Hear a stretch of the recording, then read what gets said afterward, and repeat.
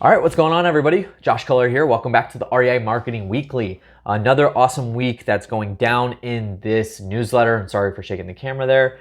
Just got a little excited, but a lot of really good segments. So I hope that you're checking out each and every single segment that's in this newsletter. Always got a great interview going on, no matter who it is. We're always like discovering some really cool content ideas and ideas for marketing with your active real estate investing business.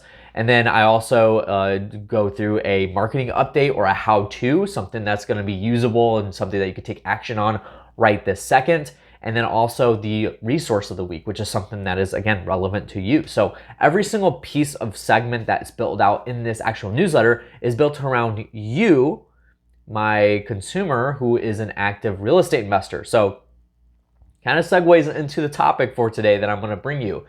I get this question a lot where it's, Josh, where should I be putting my content? Where should I be distributing? So, a lot of real estate investors, I'll actually go out to their location. They're an active real estate investor. I'll go to their location once every quarter, once every 6 weeks or so, and I'll actually shoot about 20 to 30 videos with them specifically for their acquisitions purposes. So we'll do videos for their acquisitions. Maybe we'll do about us videos. We'll do videos of walking through the process of, if a seller wanted to sell a house to this client that I have, then what does the process look like? And they expound on that. We shoot video content around that. And obviously a bunch of other topics that we shoot videos around.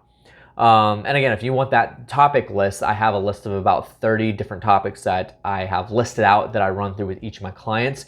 And you can have that. So just shoot me an email, reply to this email, and I'll get it. So you can have that for free. But anyway, so the question is, where do I distribute this video? So one of the products that I deliver is the content distribution for monthly recurring clients. Now, for these one-off shoots that I'm doing with people, I don't do the distribution. I simply film the video, send it back to them, and then they put it on their website, Google My Business, wherever else they want to do it, which leads into the topic for today.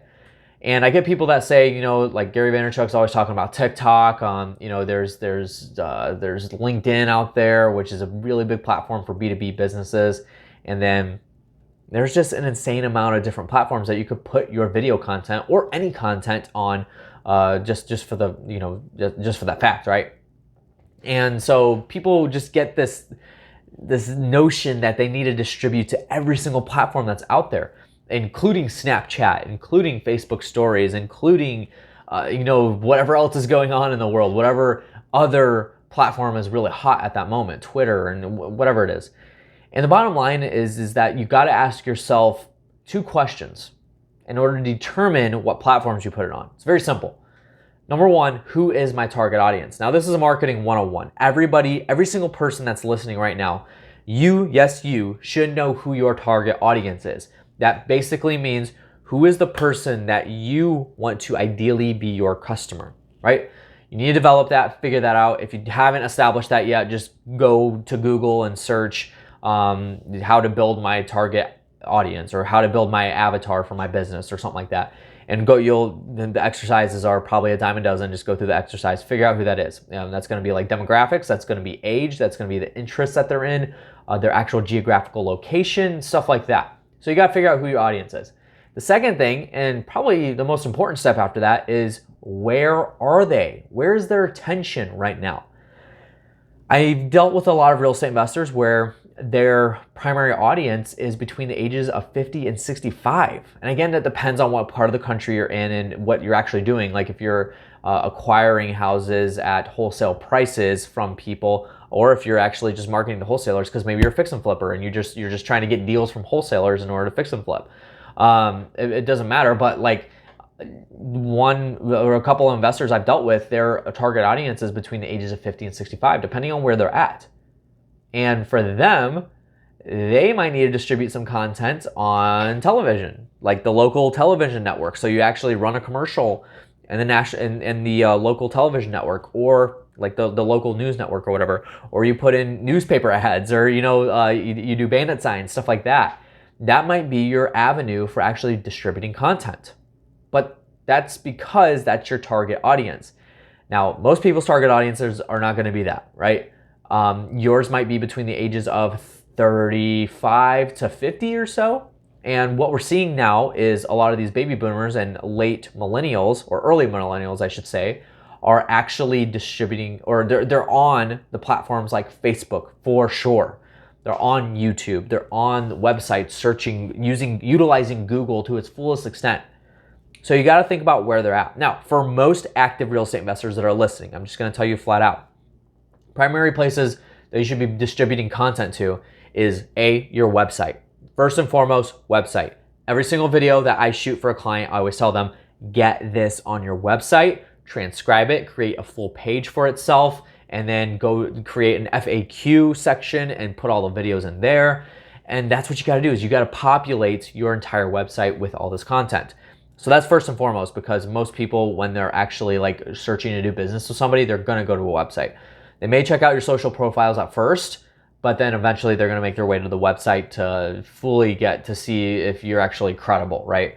And then the next place I would recommend is Google My Business. Google My Business is massive right now. I think it's very underutilized. I think that people are not reaching the potential with it, which gives you an opportunity to make that happen in your market.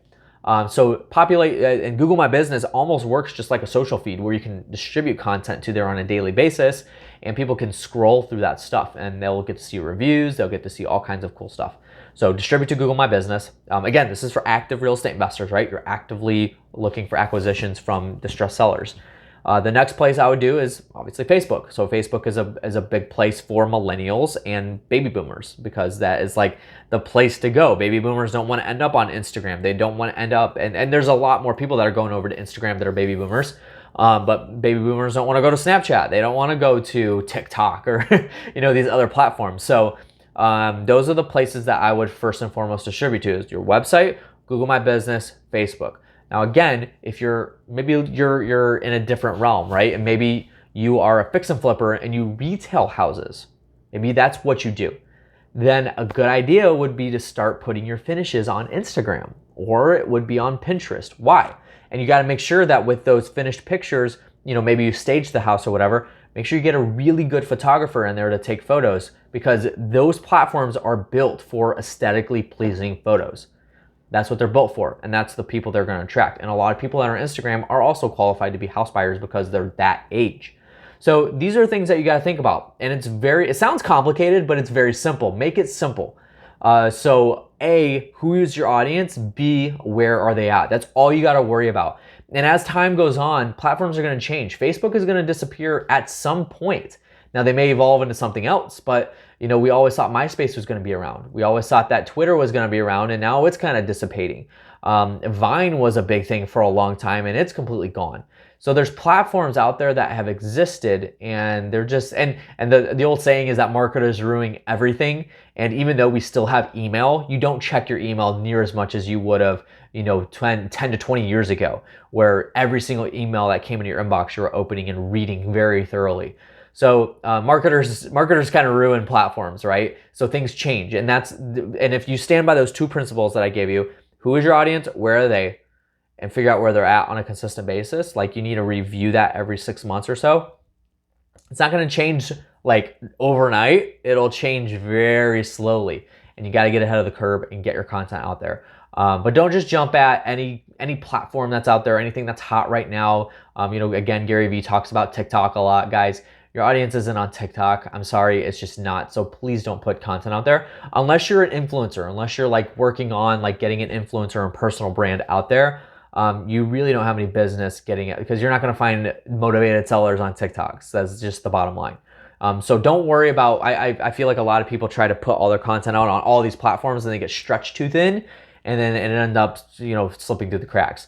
The last thing that I would add here is YouTube is another thing that I would put your videos on for sure. And I actually didn't mention that earlier, because more times than not, the assumption is that you're putting your videos on YouTube, you're either listing them or unlisting them, and then you're putting that unlisted link actually on your website for people to view. So YouTube, definitely make sure you're filling in all the metadata, add tags, add a really, really good description, and you'll be good. That's another form of search engine optimization that you'll be able to utilize for people to discover you, and build your credibility, build your authority in the market that you're in. So that's what I got for you guys today. 10-minute video here. I kept it really good length. So if you have any questions, feel free to reach out to me, josh@colormedia.com, or just reply to this email and make sure you're checking out the rest of the content that's going down. You're not gonna want to miss it.